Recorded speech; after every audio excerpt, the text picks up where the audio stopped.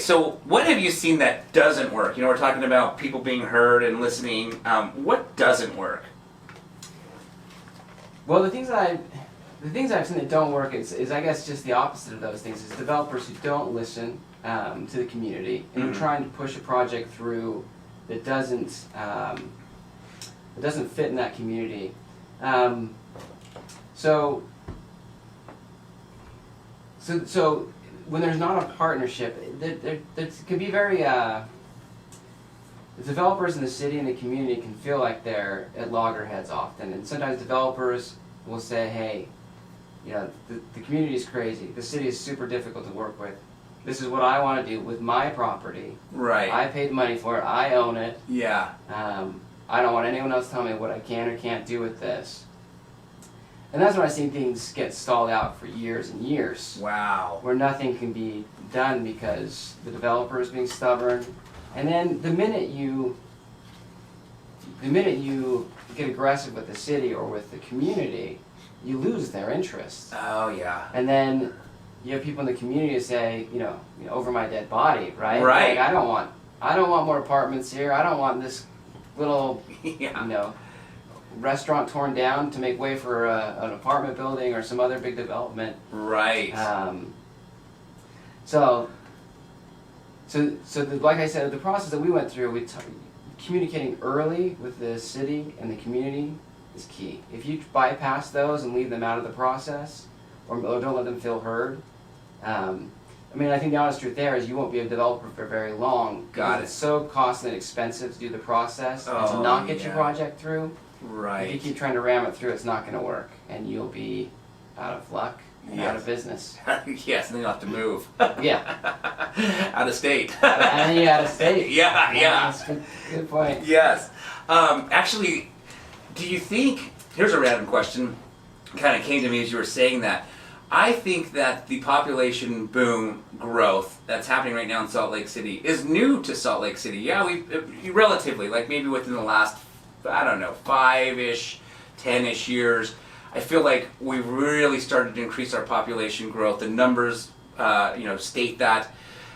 How about a place, I know you develop in California as well. How about a place, and I don't know what part of California to know if it's a more populated city than Salt Lake City, but do you think, let's take Los Angeles for example, because we know that's super populated. It might be easier to rezone there in high density because people are already used to high density versus here where we're just getting used to it. Do you think that process happens quicker somewhere like that?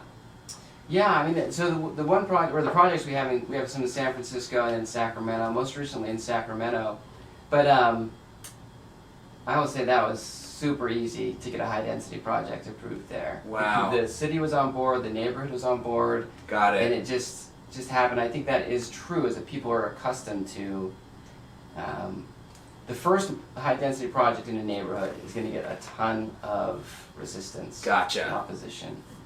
But if you're the fourth one in the neighborhood, right. That makes sense. No big deal. Yeah, yeah. No big deal. So like in 20 years, here it'll be easy. Yeah, I think in some cases. In downtown already, we're seeing a lot more density there. Gotcha. And it's good. We need the housing. Yeah. The housing costs keep going up, rents keep going up. Yep. And the affordability is a challenge right now. So we need the density, and we talk about NIMBYism, not in my backyard. Right. People say, yeah, I want low-income apartments, and I want more density, but I want you to do it 5 miles away from my house. Right. But we all, as we work together as a community, we all need to have an interest in making that work and having those houses.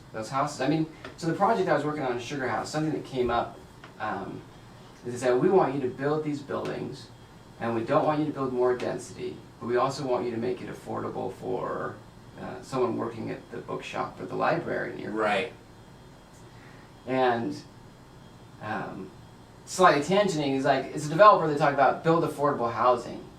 And in the end, as a developer, we build buildings to house people. Right. So they will be affordable to someone. Yeah. We're not designing buildings that are unaffordable to 100% of the population. Right. So they will be rented, otherwise we're out of business. Right. But we do take into account, like, how can we make studio units which rent for less than a 3-bedroom unit or something like that. Sure. But there is a lot of hoops that we try and jump through to try and accommodate this making it affordable and new. And you hit on something too when you talked about that fourplex. Yeah. You want to make a 12plex. Is the landowners, they want to be paid Right.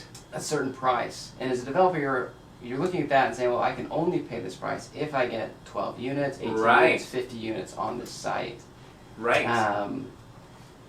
And so you try to design a project that you can pay the price that they want, Yep. and get a project that makes a fair return. And I will say too, getting off on a few different topics, but development doesn't have the huge returns that people often think Sure. there are there. Yeah. I think there's been a few projects that I've gone through the time, energy, and risk that were involved. Yes. And we finished with it, and I'm thinking, man, we should have just bought an existing building because the Right. returns were about the same Right. on a risk-adjusted basis. Got it. Got it. Yeah, that makes sense. There's been some flips that I did that I calculated. I was like, I may have made $12 an hour doing that. So true. So true.